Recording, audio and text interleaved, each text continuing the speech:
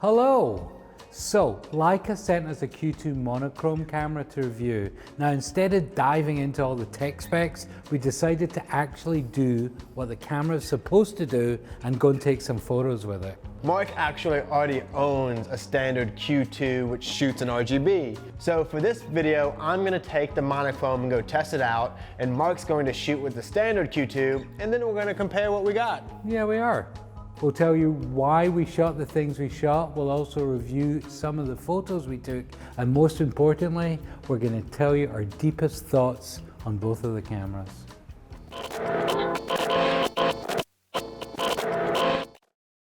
First things, what did we shoot? The Q2 is really designed to be a lightweight camera that's excellent for street photography or photographing things handheld on the go.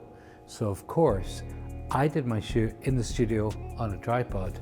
Now, the reason I did this is I've owned a Q2 for a long time, and before that I had a Q1, and I've taken about 1 billion photos. So I already kind of know what I thought about the camera.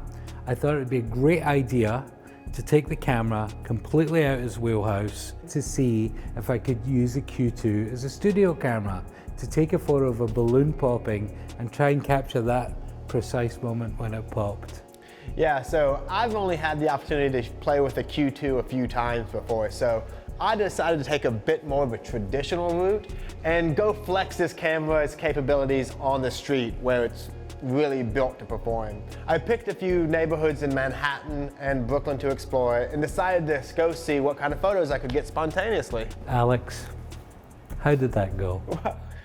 Well, it went bad because it was very, very cold, and my camera guy accidentally at some point flipped our camera into a time-lapse mode, which is nobody's fault. It was actually just too cold for anyone's brains to work in.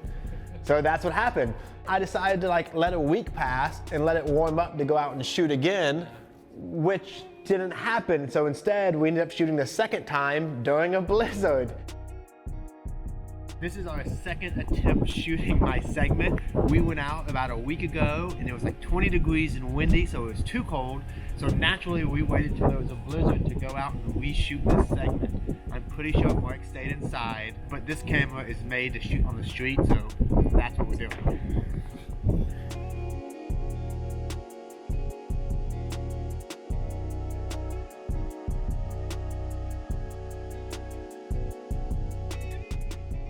Forgetting the misery that you put on all the other people around you. A little bit, how was it?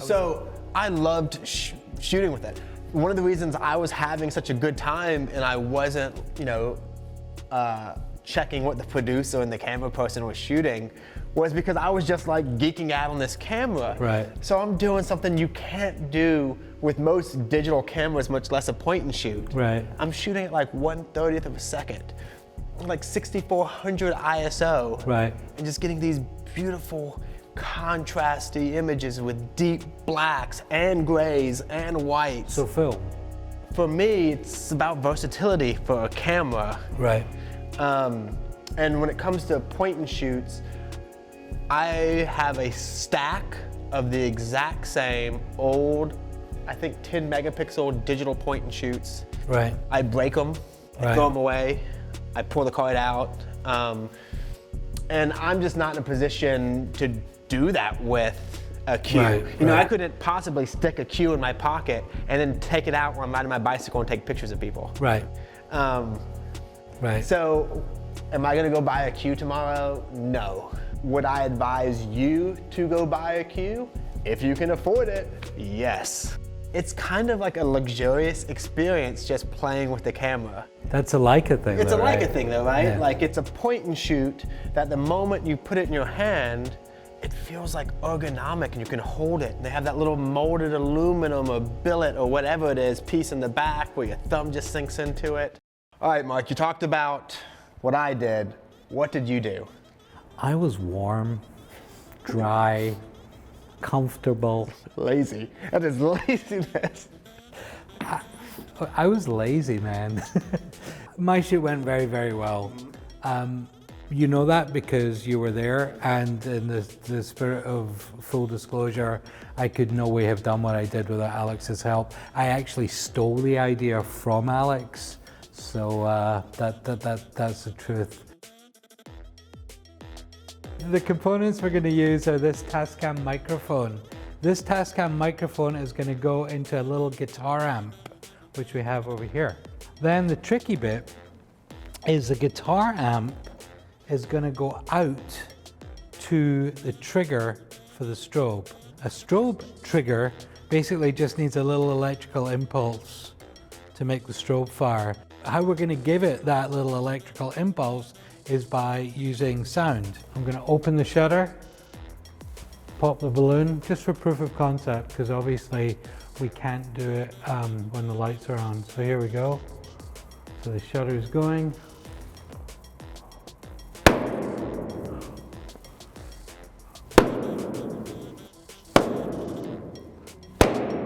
For the actual photo, I sprayed the balloon with a mixture of glycerin and water in order to get the cool explosion effect, because what actually happens is the balloon bursts and moves really quickly, but the glycerin and the water are heavier. Yeah, they're so suspended. They suspend in place, and I wanted to get that thing. I love how the photos came out. I say photos, the photo came out.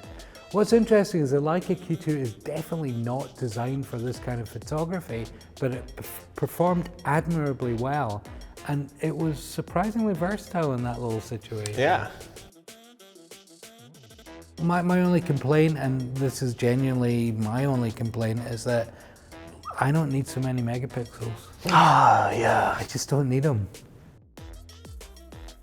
Who is this camera good for? The monochrome specifically is probably perfectly suited for the just badass. The person who's like, no, I'm gonna get in people's faces, I'm gonna shoot black and white. I'm Bruce Gilden-esque. I know what my aesthetic is, and I'm gonna make that. I don't care what you give me. I'm gonna give you some hard contrast, punchy black and white. I've told you who I think the monochrome is for, but who do you think that the RGB version is for? Genuinely, this camera can be amazing for everyone who's never taken a photo before and just wants to take beautiful, beautiful photos. And obviously all the manual settings, you can have it completely manual. To someone who really wants to work on a style, I think it works perfectly for someone like my wife who just wants a little camera in their bag. The brilliance of the Leica glass on this beautifully compact body that feels absolute quality is great for anyone who actually just wants to take photos. It's a beautiful camera. Yeah, they kind of nailed it for like an all-in-one package. They really did. I had a ton of fun testing this camera out and rigging it up, that elaborate balloon setup. Yeah, you rigged it really well. Yeah, I semi-rigged it. Huge thank you to you for actually making that happen. Thank you, Alex. Yeah, no problem. So I also had a ton of fun testing out this camera, despite the weather and despite the nagging feeling that they're gonna ask me to return it at some point. So I hope you guys enjoyed watching this. Let us know in the comments if you have any questions about the Q2, and we'll do our best to answer them or to get the answer from other people. That's what I'm gonna have to do. So yeah, we'll see you then.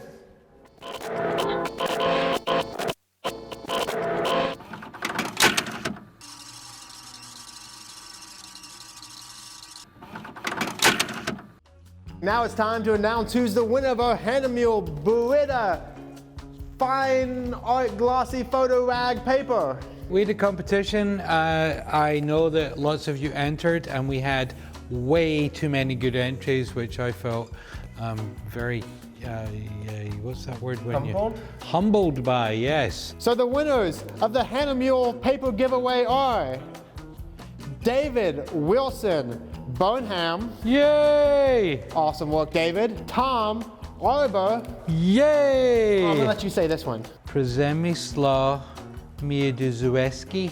I'm sorry, man. But anyway. But your photo was great, you won. Your photo was beautiful and you won. I'm sorry, we don't even speak English that well, and that's our only Exactly. languages. Congrats, guys.